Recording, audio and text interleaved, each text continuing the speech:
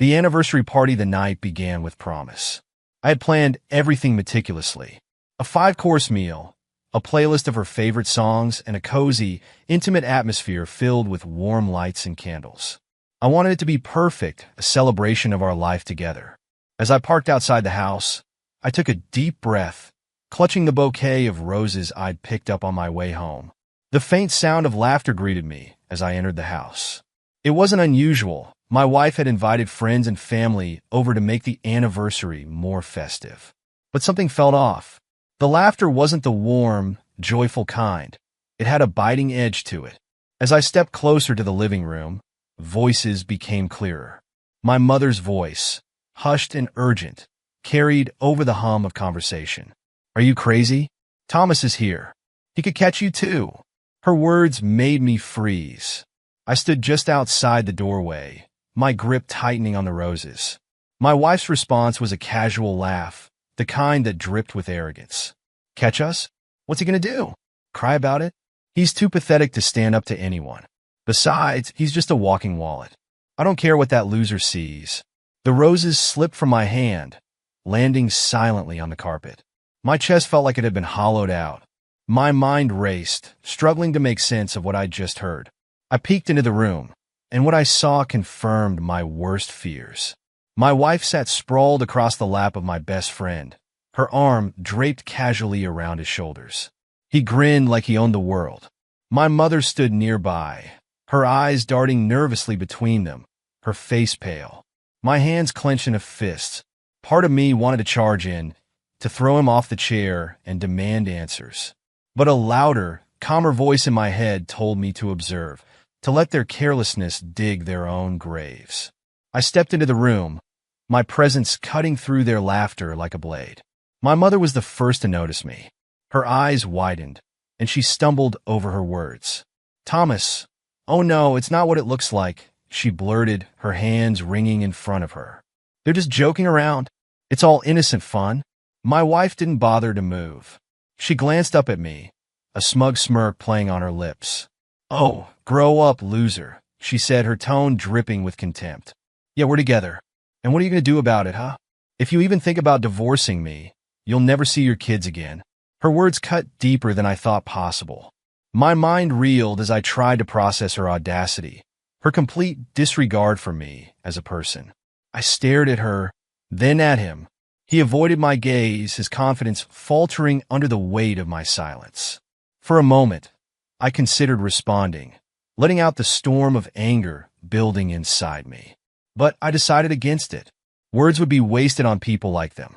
Instead, I turned and left the room without a word. I went to the study, the quiet hum of the room grounding me. My hands trembled as I opened the drawer where we kept important documents. Among them was our marriage certificate, a piece of paper that once symbolized love and commitment. Now it was just a cruel reminder of betrayal. I grabbed it and walked back to the living room. Their laughter had died down, replaced by a tense silence. All eyes were on me as I entered, the certificate clutched in one hand. Without a word, I tore it in half. The sound of ripping paper echoed in the room. I threw the pieces onto the floor, watching as my wife's expression shifted from smugness to shock. My wedding ring followed, a small, metallic thud punctuating the silence. "Enjoy the life you've made for yourself, bitch," I said, my voice steady and cold. For the first time, my wife looked unsure.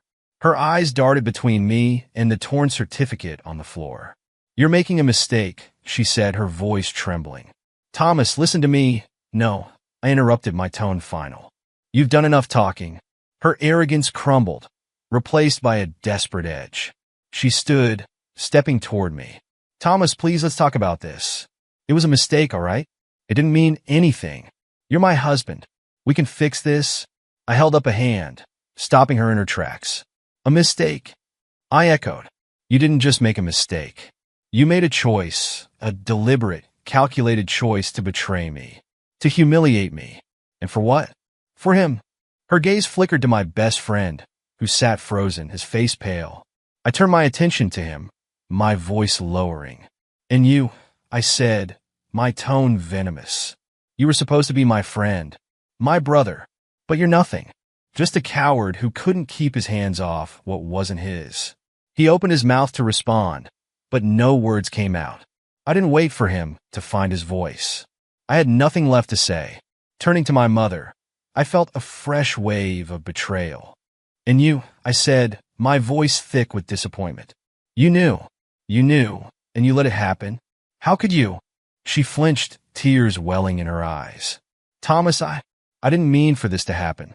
I thought it was just a phase. A phase?" I interrupted, shaking my head. "You chose to stand by her, to protect her, even when you knew what she was doing. You betrayed me just as much as they did." I didn't wait for her response. I left the room, my footsteps heavy as I climbed the stairs to our bedroom. Behind me, I could hear my wife's voice rising in panic, pleading with my mother to fix this. In the quiet of the bedroom, I leaned against the door, my chest heaving. The anger that had sustained me downstairs began to ebb, replaced by a crushing sadness. I had spent years building a life with her, trusting her, loving her, and now it was all gone. I sat on the edge of the bed, staring at the wall. The weight of what had happened settled over me, suffocating in its intensity. But amid the sorrow, a small spark of resolve began to grow. This wasn't the end. It couldn't be. They thought they had broken me, but they were wrong. I wasn't going to let them define my future. Downstairs, I could hear my wife sobbing, her voice pleading for forgiveness. But her tears didn't move me. If anything, they only solidified my decision. I would rebuild, without her, without any of them. And when I did, they would see that I was far from the pathetic loser they had made me out to be. The silence of the house was deafening in the days that followed. Every creak of the floorboards felt amplified, every shadow a reminder of the life I thought I had. I avoided her as much as possible, retreating to the guest room at night and leaving the house early in the morning. The sight of her was unbearable. Her betrayal wasn't just a wound. It was a chasm, splitting my world in two. It didn't take long for the apologies to start. One evening, as I sat in the guest room, scrolling aimlessly on my phone, there was a soft knock on the door. I didn't answer. Another knock followed, this one more insistent. "Thomas, please," came her voice, shaky and thick with tears. "We need to talk." I stayed silent, hoping she'd go away, but she didn't. The door creaked open, and she stepped inside. Her eyes were red and puffy, her face pale. She clutched a tissue in one hand, wringing it nervously. "Thomas," she began, her voice cracking. I know I hurt you. I don't even know where to start, but I'm so sorry. I didn't mean for any of this to happen." I stood, towering over her, my expression cold and unyielding. "Didn't mean for it to happen?" I said, my voice sharp. "You sat on his lap, laughing about how pathetic I am. You told my mother I'm just a walking wallet. Don't insult me by pretending it was an accident." Her face crumpled, and she took a step closer. "I wasn't thinking. I was stupid." She hesitated, searching for the right words. "He made me feel alive again. It wasn't about you, Thomas. It was me. I was lost, and he was just there." I laughed bitterly, the sound hollow. "Alive? You were alive enough to tear apart your marriage, to destroy our family. What did you think would happen? That I'd just forgive you? That we'd go back to how things were?" Tears streamed down her face as she dropped to her knees, clutching my hand. "Please, Thomas. I need you. I need us. I can't do this without you. I made a mistake, but I love you. I swear I do." I pulled my hand away, the touch of her fingers sending a wave of anger through me. "Don't beg," I said, my tone icy. "You had everything you needed. You threw it away for him. There's no coming back from this." The next day, it was his turn. My so-called best friend showed up unannounced, standing on my porch with an awkward grin that made my stomach turn. I considered slamming the door in his face, but I wanted to hear what pathetic excuse he conjured up. "Thomas," he began, shoving his hands into his pockets. "Look, man, I'm sorry. I know I messed up, big time, but it's not what you think." I folded my arms, leaning against the doorframe. "Not what I think. You were screwing my wife. Enlighten me. What am I supposed to think?" He flinched but quickly recovered, his grin faltering. We were drunk, okay? It was a mistake. You know how it is, things got out of hand. I didn't mean for it to happen. I narrowed my eyes, my voice dropping to a dangerous low. A mistake. I repeated. A mistake is spilling a drink or forgetting a birthday. Sleeping with my wife isn't a mistake. It's a choice. A deliberate, calculated betrayal. He ran a hand through his hair, laughing nervously. Come on, man. Don't blow this out of proportion. It's not like I'm the only one at fault here. She came to me. She's been unhappy and... Stop, I snapped, cutting him off. Don't you dare try to shift the blame onto her. You're both guilty. And for what? A cheap thrill? Was it worth it? Was she worth it? He looked away, his bravado crumbling. I'm sorry, okay? I don't know what else to say. I screwed up. What do you want me to do? Tell me, and I'll do it. Stay away from me, I said, my voice cold. And stay away from her. You two are dead to me. That night, she tried again. I was in the kitchen, pouring myself a glass of water, when she appeared in the doorway. Her hair was unkempt, her eyes swollen from crying. She hesitated before speaking, as if afraid of what I might say. I talked to him, she said softly. I told him it's over. I don't want him. I want you. I turned to face her, my jaw clenched. You think that changes anything? She stepped closer, desperation in her voice. It has to mean something. Thomas, we can fix this. We can go to counseling, work on our marriage. Please, I'll do whatever it takes. I laughed bitterly, shaking my head. Counseling? Do you think a few therapy sessions will erase what you did? You didn't just cheat. You humiliated me. You made a mockery of everything we built together. There's no fixing this. Her knees buckled, and she sank to the floor, sobbing uncontrollably.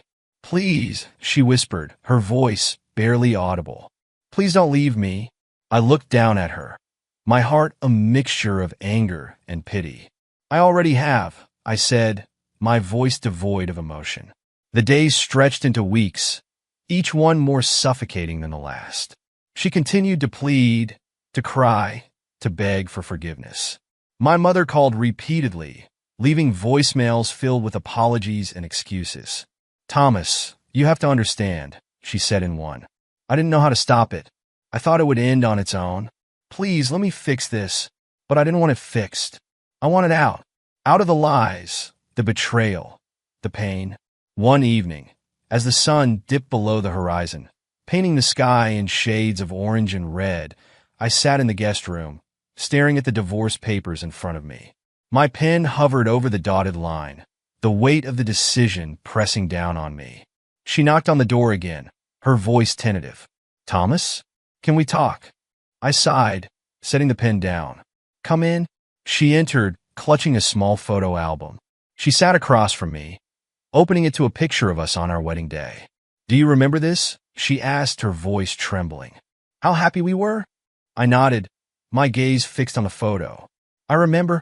She flipped to another picture, this one of us holding our newborn son. And this? We were a team, Thomas. We built a life together.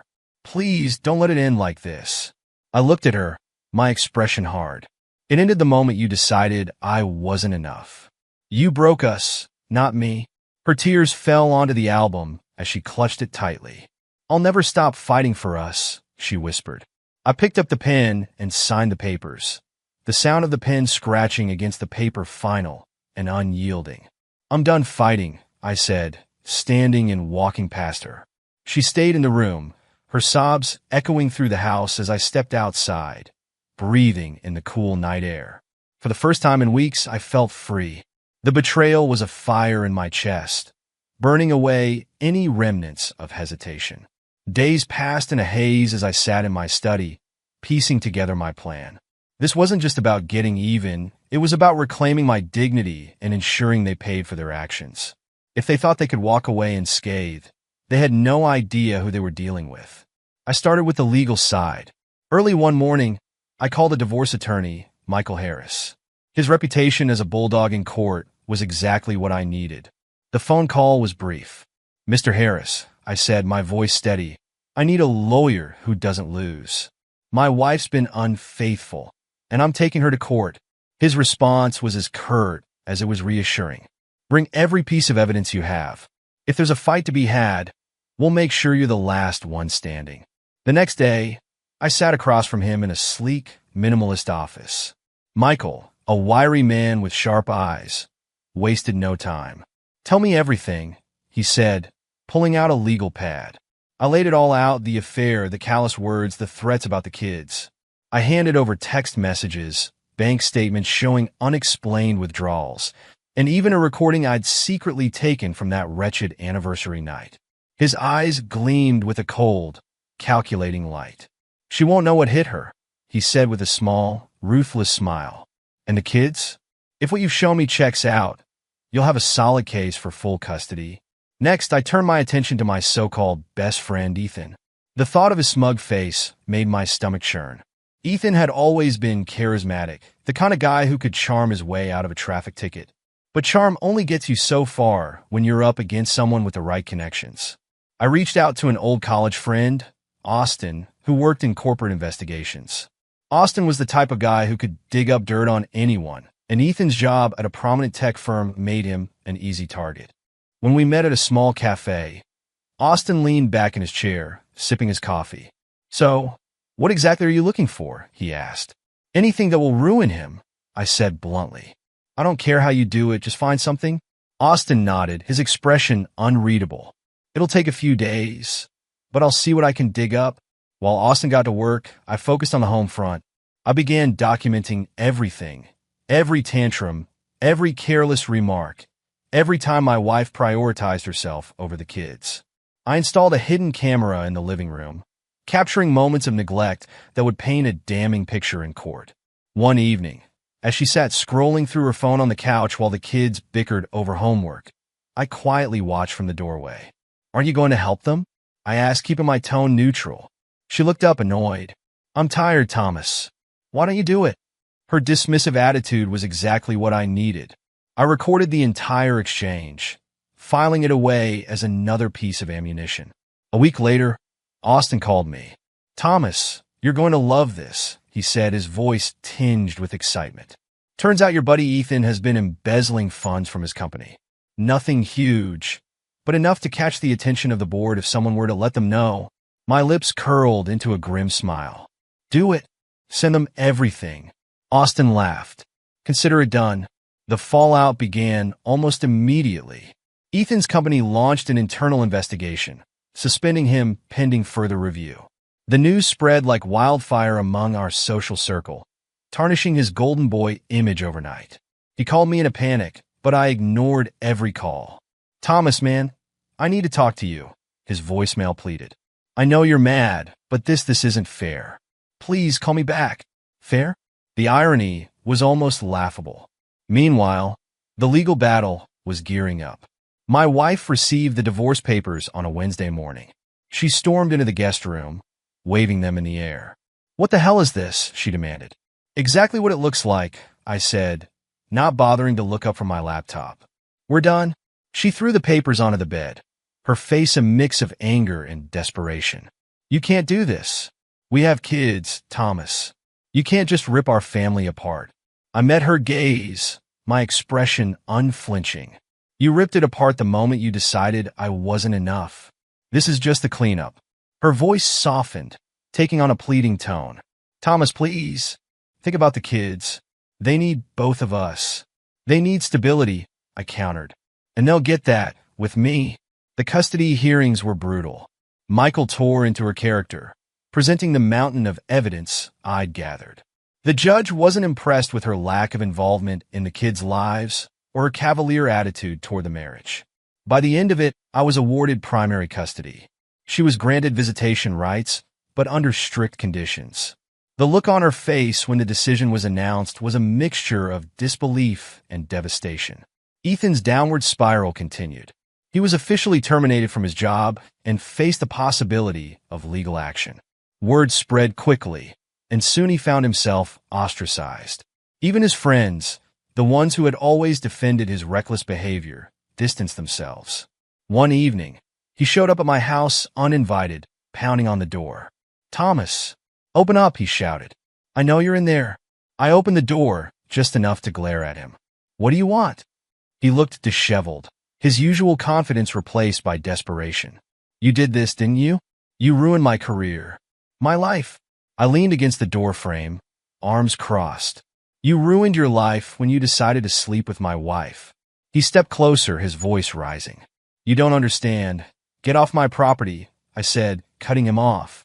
Or I'll call the cops. His shoulders slumped, and he stumbled back. You're a bastard, Thomas, he muttered before walking away. As the weeks turned into months, I began to feel the weight lifting. My house was quiet, peaceful. The kids were adjusting, and I was finally able to breathe again.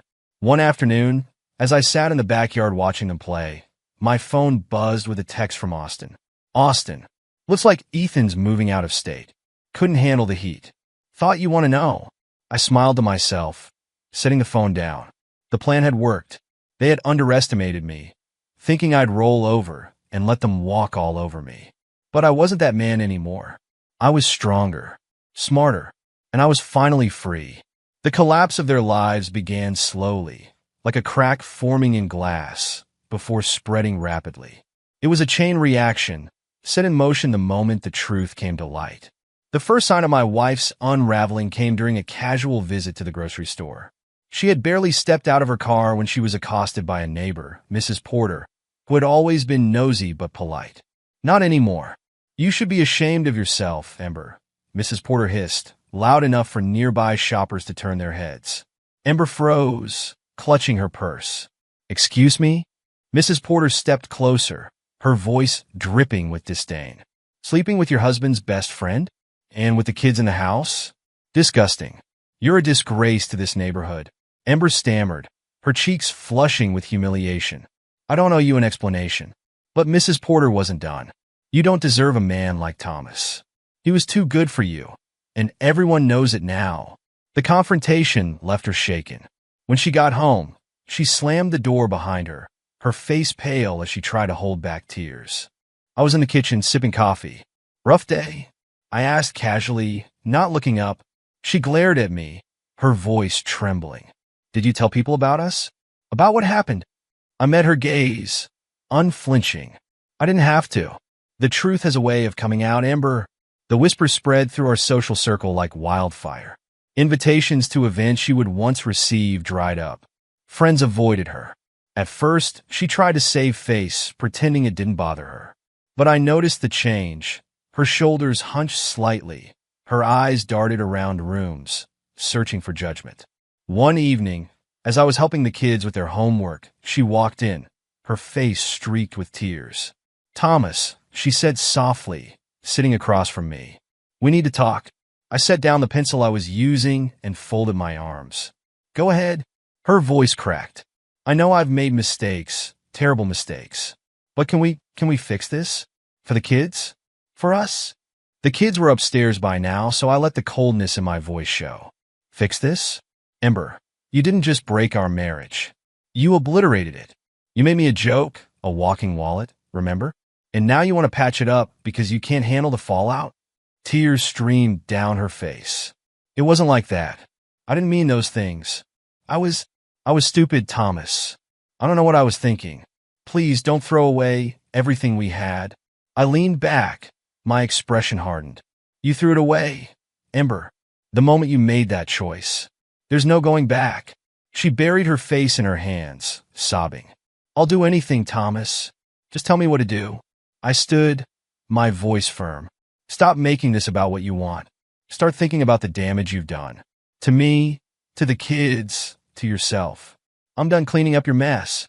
As Ember spiraled, Ethan's world was collapsing even faster.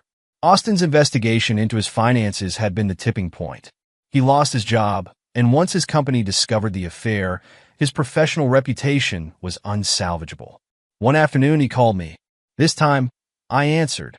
Thomas, he said, his voice hollow. I need to talk. You've got 2 minutes, I replied, keeping my tone icy. Look, man, I know I messed up. I wasn't thinking. I was stupid. But I need help. I don't have anyone else to turn to. I laughed bitterly. Help? You want my help? You betrayed me, Ethan. You slept with my wife. And now that your life's falling apart, you think I'm going to bail you out? Please, he begged, desperation dripping from every word. I didn't mean for it to go this far. It was just a mistake. I lost my job, my friends, everything. I let the silence hang before speaking, my voice low and cutting. Good.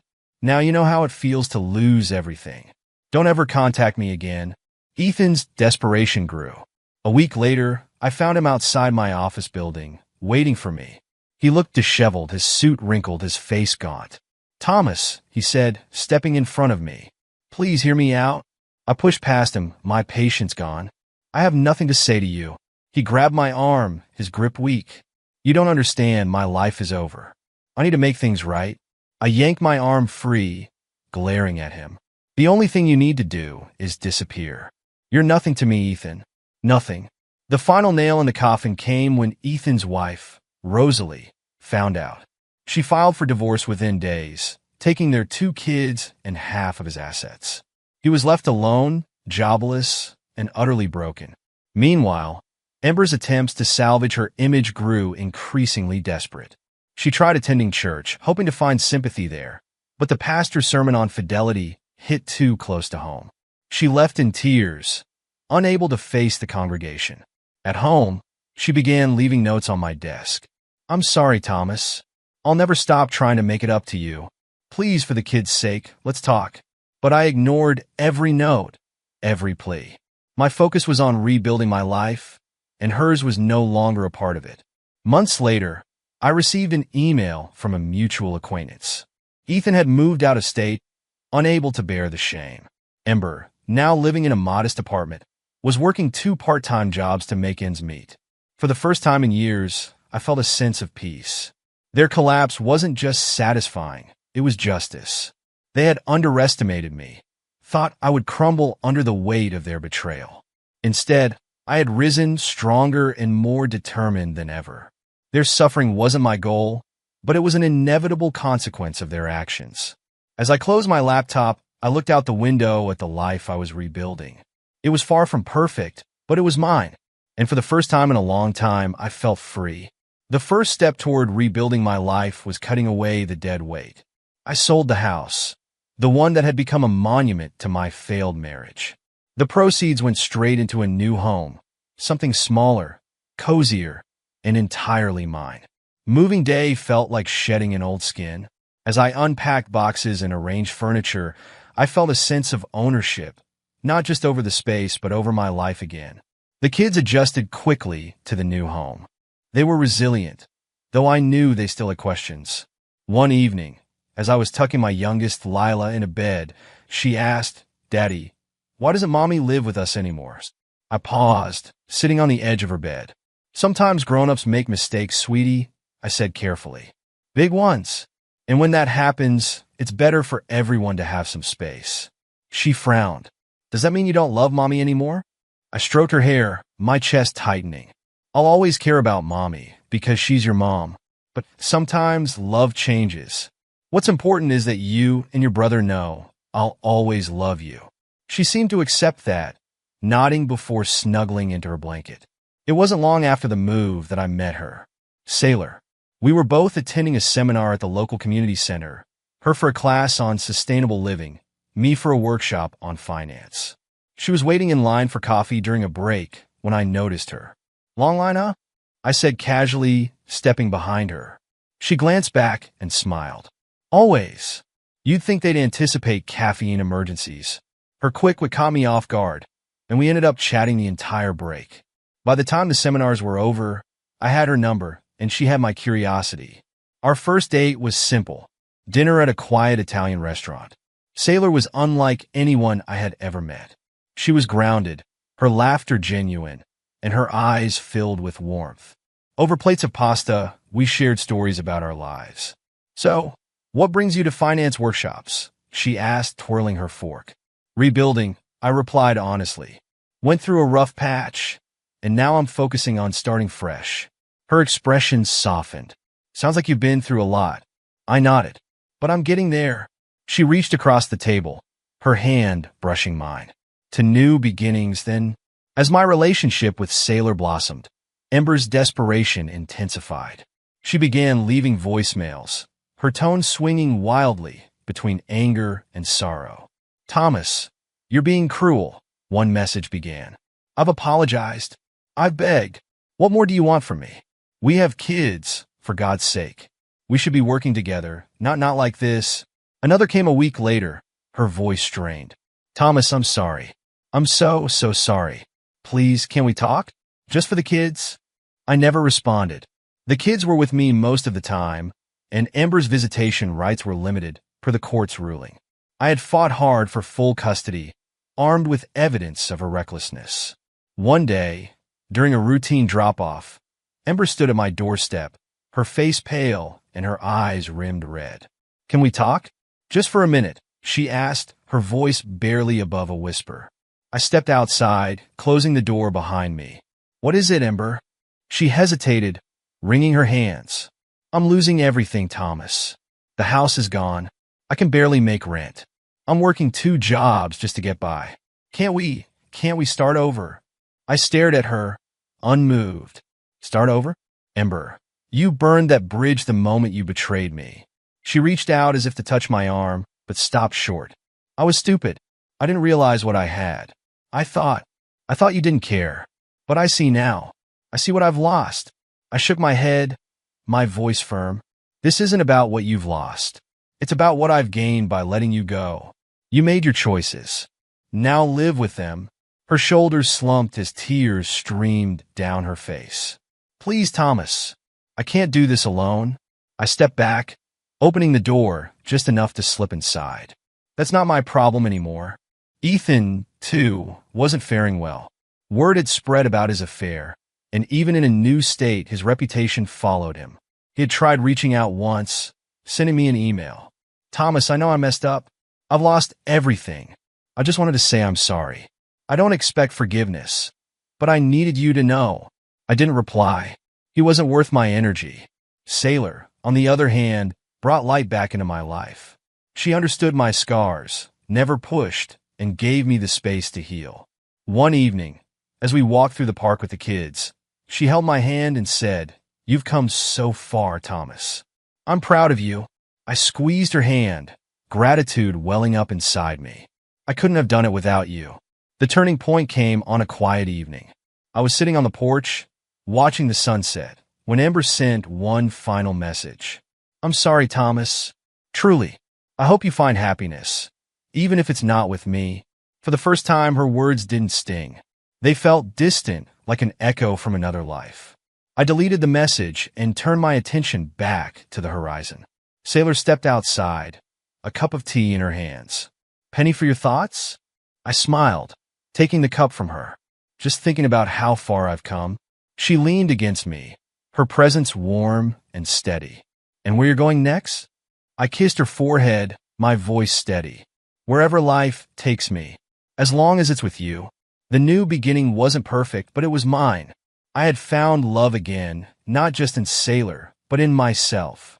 Ember and Ethan were reminders of the pain I had endured, but they no longer held power over me. I was free to live, to love, and to build a future worth fighting for. And for the first time in years, I felt truly alive.